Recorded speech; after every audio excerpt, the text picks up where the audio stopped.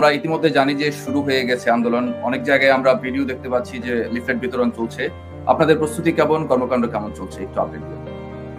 বাংলাদেশ আওয়ামী লীগ ঘোষিত যে কর্মসূচি, সেটি আমরা বাংলাদেশের ছাত্র সমাজের পক্ষ থেকে আমরা সংহতি প্রকাশ করছি। কারণ আমাদের এই জবরদখলকারী, এই ফ্যাসিস্ট শোষকদের কাছ থেকে জনগণের ক্ষমতায়ন যদি সুনিশ্চিত করতে হয়, তাহলে এটির বিরুদ্ধে তীব্র গণ আন্দোলনের কোনো বিকল্প আমাদের সামনে নেই। জনগণের একটি বিকল্প সংগ্রাম, জনগণের একটি বিকল্প এই অবৈধ সরকারকে উৎখাত করা, জনগণের একটি বিকল্প সেটি হচ্ছে জনগণের নির্বাচিত প্রতিনিধিদের কাছে ক্ষমতা পুনঃপ্রতিষ্ঠিত করা।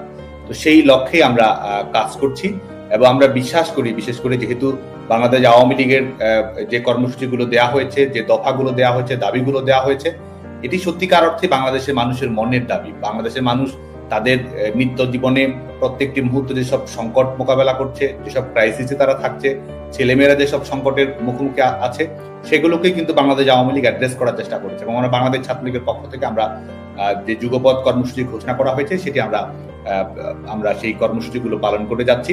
এবং যে অর্থনৈতিক বিষয়টি আপনি শুরুতেই বললেন, সার্বিকভাবে আমাদের শেখ হাসিনা আমাদের $1 ট্রিলিয়ন ইকোনমির স্বপ্ন দেখিয়েছিলেন এবং স্মার্ট বাংলাদেশ বিনির্মাণের মাধ্যমে আমরা সেদিকেই যাচ্ছিলাম। অথচ এই আজকে 5 আগস্ট পরবর্তী বাস্তবতায় বাংলাদেশে নতুন করে দারিদ্র সীমার আওতায় আরো 1 কোটি মানুষ সেখানে নতুন করে সম্পৃক্ত হয়েছে।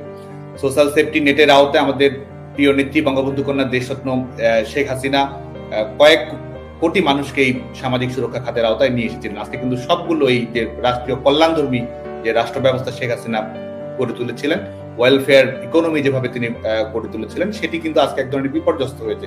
টিসিবি কার্ড কিভাবে 40 লক্ষাধিক যারা একেবারে স্বল্প আয় করে তাদের বাতিল করা হয়েছে, সেটি তো আমরা দেখছি। আর যদি বৈশ্বিক ট্র্যাক রেকর্ড আপনি দেখেন, গোটা পৃথিবীতে মূল্যস্ফীতির কথাটাই যদি দেখেন, সেই মূল্যস্ফীতি কখনো 5.96 এর মধ্যেই থেকেছে। অথচ বাংলাদেশে সার্বিক মূল্যস্ফীতি 11.38, খাদ্য মূল্যস্ফীতি সেটা 14 ছুঁই, যেটি বাংলাদেশের ইতিহাসের ট্র্যাক রেকর্ড করেছে। এবং এই সমস্যাগুলো তারা নিরসন না করে তারা করছেটা কি? তারা একদিকে তারা এক এক সময় এক এক ধরনের ঘোষণা দিচ্ছে, কোনো ধরনের পরিকল্পনা নেই।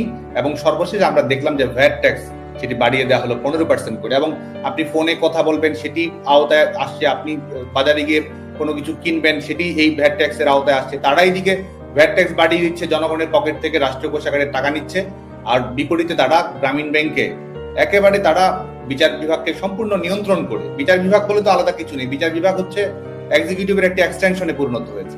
রায় কি হবে না হবে এটি এই যমুনা থেকে ঠিক করে দেওয়া হচ্ছে। এবং সেখানে তারা 666 কোটি টাকা তারা মওকুফ করে দিচ্ছে রাষ্ট্রীয় পাওনা।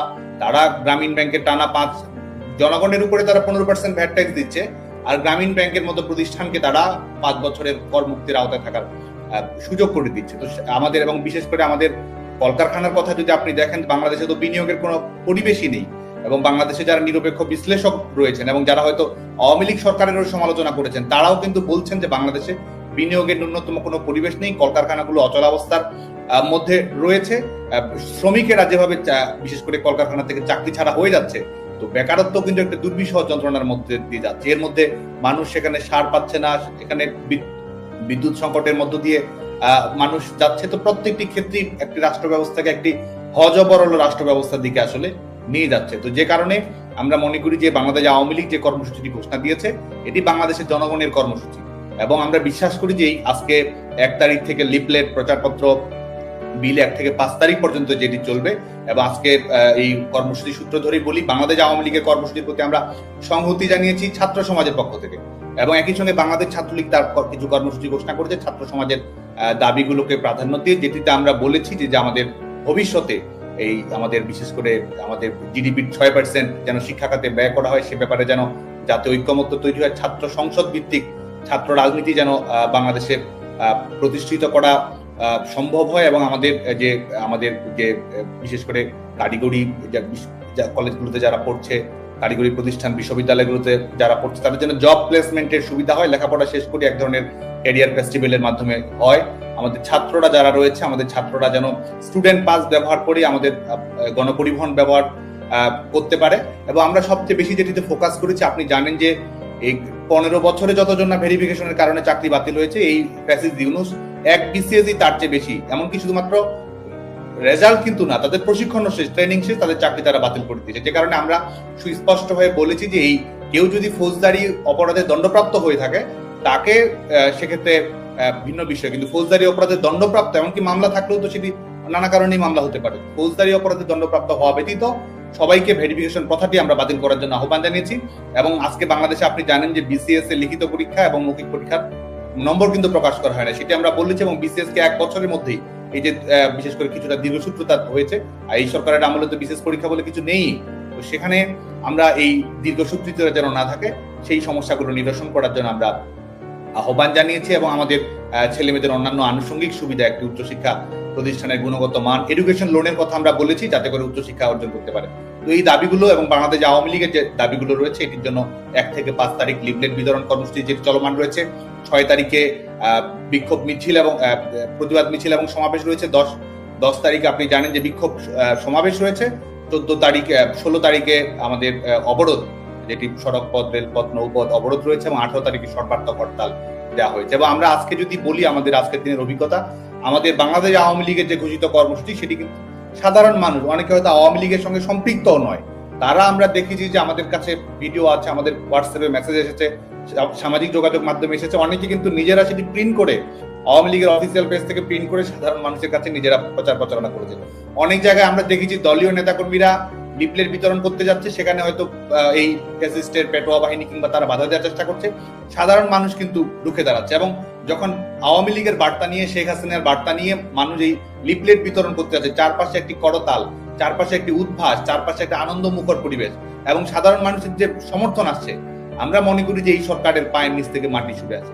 সাধারণ মানুষের যে দাবি রয়েছে, মনের কথা রয়েছে, সাধারণ মানুষের যে বেদনা রয়েছে, ব্যথা রয়েছে, আওয়ামী লীগের কর্মসূচিতে সেই বেদনাগুলো ফুটে উঠেছে এবং আওয়ামী লীগ একটি পরিষ্কার রোড ম্যাপ দিয়েছে এগুলো সমাধান করে। এবং বাংলাদেশ আওয়ামী লীগের কাছ থেকে বাংলাদেশের মানুষ সেটি পেয়েছে। বিশেষ করে বাংলাদেশের মানুষের সবচেয়ে বেশি যেটি চাওয়া স্ট্যাবিলিটি, ডেভেলপমেন্ট, স্বস্তি, নিরাপত্তা, সেটি শেখ হাসিনা সরকারের কাছ থেকেই বাংলাদেশের মানুষ পেয়েছে।